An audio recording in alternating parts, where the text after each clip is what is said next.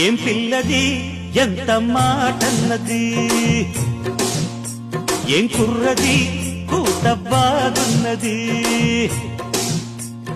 సిగ్గుల పురి చెక్కిలి తనకుంది అంది, చెక్కిలిపై కెంపులు నా సొంతం అంది. ఎక్కడ ఏం చెయ్యాలో నేర్పమన్నది. బాగున్నది కోడే ఈడన్నది, ఈడందుకే బీడి పాలైనది.